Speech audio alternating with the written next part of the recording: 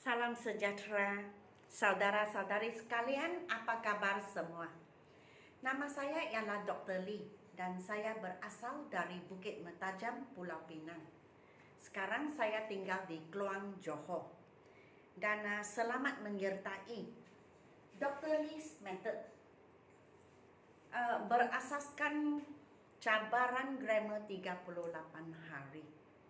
Tapi kali ini saya buat sebagai ulang kaji, revision.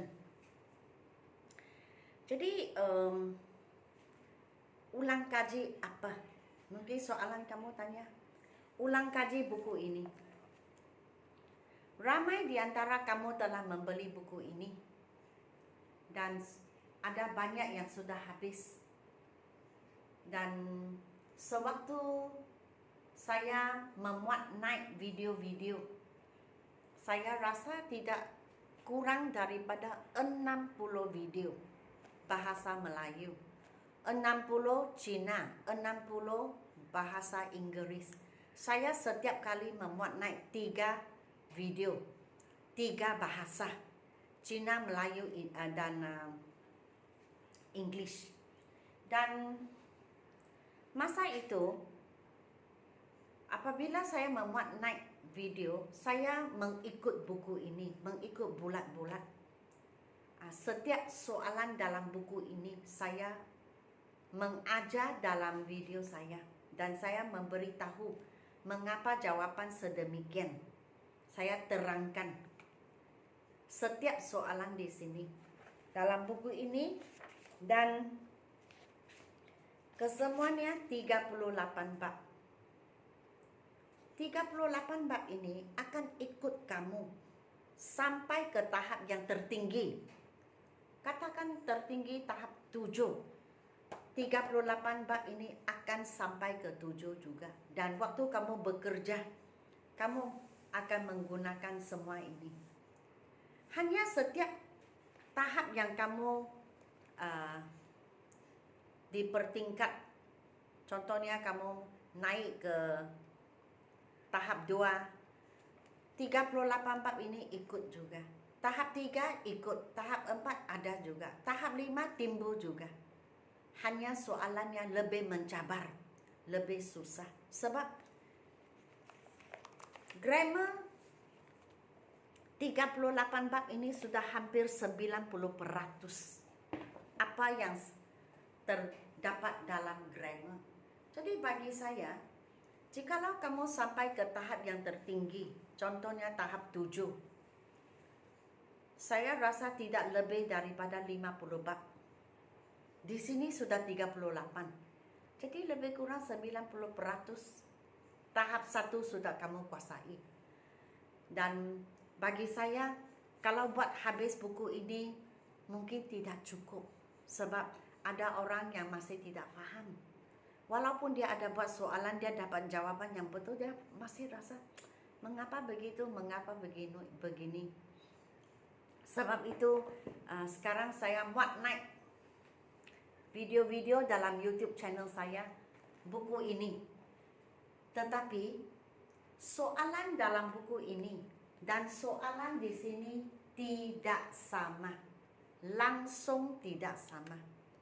Jadi bagi orang yang telah membeli buku ini, sekarang menyertai program saya, kamu belajar 2 kali, 2 pusingan. Babnya sama tetapi soalannya berlainan. Maksudnya kamu buat 2 kali, second cycle. Semua bab di sini 38 kamu belajar 2 kali. Oke? So ini satu perkara yang baik. Waktu kamu belajar 2 kali, pengetahuan kamu lebih mendalam dan kamu akan lebih baik dalam menguasai grammar, tata bahasa. Sebab soalannya berlainan. Saya tidak ulang, soalannya tidak sama sekali. Dan kaedah mengajar tidak sama juga. Untuk pusingan pertama, saya ikut bulat-bulat buku ini. Jadi saya ajar saja. Setiap soalan saya aja dan saya beritahu jawapan dan saya menerangkan mengapa jawapan begitu. Tetapi pusingan kedua, walaupun babnya sama, soalannya lain. Soalannya tidak sama dan cara mengajar tidak sama juga. Seperti sekarang, saya akan mula dengan pembetulan. Ini kerja rumah yang saya beri kepada kamu pada video yang lepas. So, saya akan mulakan kelas dengan pembetulan kerja rumah yang lepas. Selepas saya buat pembetulan, saya akan mengajar bab yang baru. Dan selepas saya ajar bab yang baru, saya beri kerja rumah berasaskan bab baru yang saya ajar. Jadi, saya rasa cara begini lebih menarik. Dan subscriber atau penonton akan berasa terlibat dan mereka akan mengalu-alukan video yang akan datang sebab mereka akan berasa, wah, saya dapat berapa betul, saya boleh buat, adakah saya dapat semua betul, begitu. Jadi kamu akan mengalu-alukan video. Saya rasa ini satu perkara yang baik, okey, dan akan menarik minat dan akan menanam minat yang lebih mendalam. Dan secara tidak langsung kamu akan suka bahasa Inggeris. Dan apabila kita suka sesuatu, tidak payahlah orang memberi kita motivasi. Kita sendiri akan mempunyai motivasi, mempunyai inspirasi untuk mendalamkan lagi apa yang kita sedia tahu. Okey? So, sekarang saya akan membuat pembetulan kerja rumah video yang lepas, video yang lalu. Okay? The gardener has a set of tools. Jadi satu set perkakas dipanggil a set of tools. He wears a suit of clothes to the meeting. A suit maksudnya satu set. Macam orang barat pakai begitu. Biasanya warnanya sama, hanya di dalam itu lain warna. Encik Aziz buys a packet of cigarettes in the shop. Satu bungkus rokok dipanggil a packet of cigarettes. There is a pile of stones at the roadside. Pile maksudnya longgok kan, satu longgok batu atau sampah. Buku pun boleh panggil selonggok buku. A pile of books boleh juga. I have a pack of cards at home. Satu pack maksudnya satu bungkus kad untuk bermain atau untuk berjudi yang kad itu. Mr. Henry has a library of books. Satu perpustakaan buku. We climb a flight of steps to the first floor of the shop. Satu flight maksudnya satu barisan tangga. Okay? The tourists visited a group of islands when they went to Thailand ataupun Thailand. A group of islands maksudnya satu gugusan pulau. Okey, satu kumpulan, satu gugusan pulau. Jadi kamu tengoklah ada berapa betul. Ada 8 soalan di sini. Ini adalah kerja rumah sebelum kelas hari ini. Hari ini kita ke lesson 5, bab ke-5. Bab yang baru. Mengikut buku ini, bab yang 5, countable and uncountable nouns, tapi soalannya lain. Not countable and uncountable nouns, singular and plural nouns. Singular maksudnya satu, plural maksudnya lebih daripada satu. Dalam bahasa Inggris, bagaimana kita menggambarkan sesuatu itu lebih daripada satu? Kita tambah s di belakang, atau kita tambah es, atau kadang-kadang kita tukar sama sekali, atau y tukar ke ies. Tetapi saya tidak akan beritahu kamu, saya tidak dapat memberitahu kamu lah. Saya cakap begini lebih tepat. Saya tidak dapat memberitahu kamu bahawa kamu tengoklah, kalau belakang n kita tambah s, kalau belakang h kita tambah es, sebab walaupun biasa begitu, ada banyak perkataan yang tidak boleh menggunakan cara begini. Tengok belakang ada y kita tukar ke ies. Ada banyak yang tak boleh.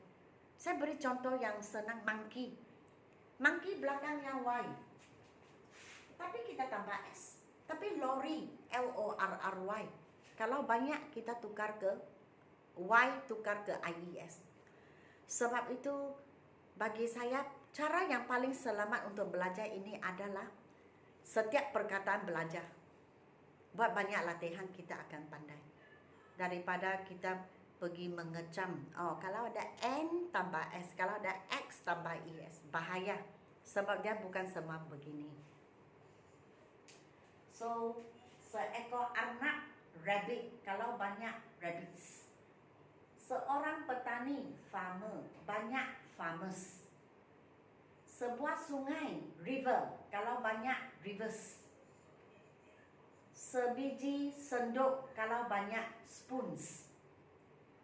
Seekor harimau, tiger, kalau banyak tigers.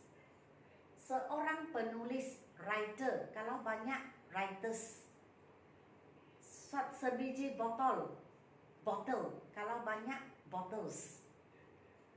Sebuah tasik, lake, banyak lakes. Seekor monyet, banyak monkeys.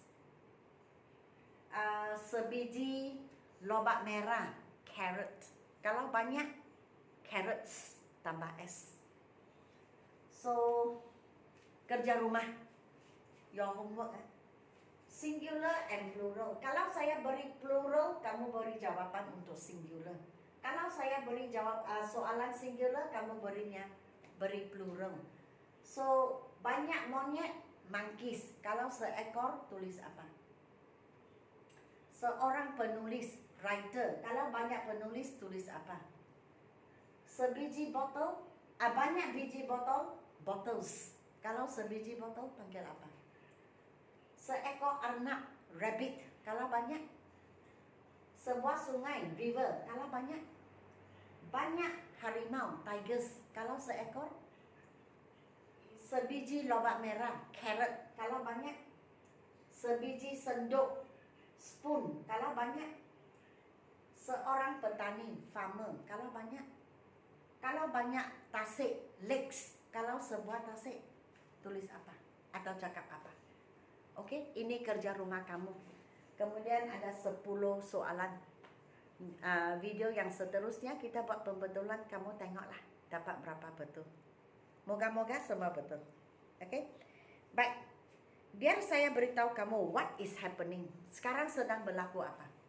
Oke, mula-mula. Pada 2 hari bulan November, saya telah buka satu kelas online. Dan kelas ini belajar grammar dengan saya. Kelas ini tinggal 3 sesi lagi habis. Tamat sudah kursus ini. Dan kelas ini belajar grammar sama juga berasaskan tahapnya sama dengan ini. 38 bab.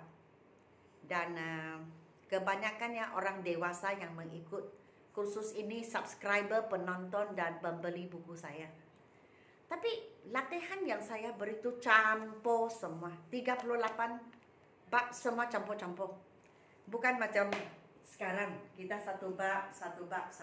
Kita panggil topikal. Yang online kelas itu campur-campur. Jadi amat mencabar. Ada kebanyakan orang dewasa. Dan saya boleh rasa dan saya tahu mereka suka kelas itu. Mereka amat gembira. Ada peluang balik ke sekolah. Macam peluang menjadi kanak-kanak lagi. Karena murid-murid sekolah begitu. Dan ada banyak interaksi. Boleh bercakap-cakap dalam kelas. Bertanya-tanya, ketawa dan sebagainya. Kelas itu amat menarik. Saya sangat suka kelas itu. Saya akan buka satu kelas online baru untuk sesiapa yang untuk calon SPM yang menduduki SPM pada bulan Januari 2021. Sebenarnya tahun ini tetapi ditangguh ke bulan Januari. Jadi jikalau ingin belajar taktik dan teknik menulis karangan yang bagus, ikutlah kelas ini. Saya buka lagi satu kelas akan dibuka comprehension, grammar, pronunciation. Pemahaman, kefahaman, grammar dan sebutan. Seperti ini, islands, bukan islands, tidak. Yang S ini tidak ada bunyi. So, kelas itu adalah peluang untuk belajar bagaimana menyebut perkataan. So, saya panggilnya 3 dalam 1, 3 in 1, sebab belajar 3 dalam 1 kursus. Jadi, jikalau kamu berminat, silalah WhatsApp kepada saya 019 7878 299. WhatsApp kepada saya untuk mendapat maklumat. Dan jikalau kamu masih ingin membeli buku ini, boleh juga WhatsApp kepada saya. Okey, jadi sekian, terima kasih kerana menonton video saya. Sila beri saya like, share dan subscribe. Dan sehingga kita berjumpa di video yang akan datang. Bye.